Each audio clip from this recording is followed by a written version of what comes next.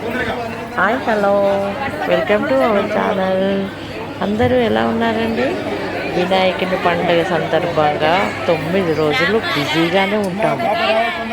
అయితే ఈరోజు అంటే 7th డే అనమాట. నిన్న వినాయకుడికి 108 ప్రసాదాలు నివేదన చేశామండి.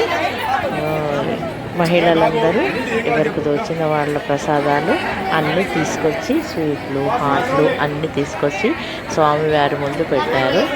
స్వామివారు ఆరగించిన తర్వాత మళ్ళీ అందరికీ ప్రసాదాలు పంచారండి.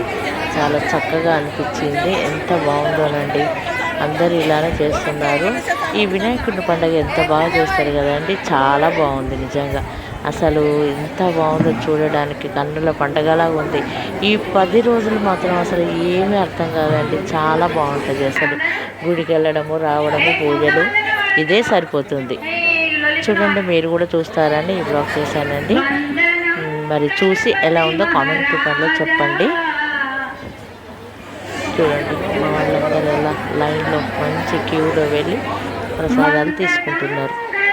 సరే అండి, ఓకే. మరి ఈ బ్లాగ్ చూసి ఎలా ఉందో చూసి చెప్పండి కామెంట్ రూపంలో. లైక్ చేయండి, షేర్ చేయండి, సబ్స్క్రైబ్ చేసుకోండి. ఓకేనా అండి?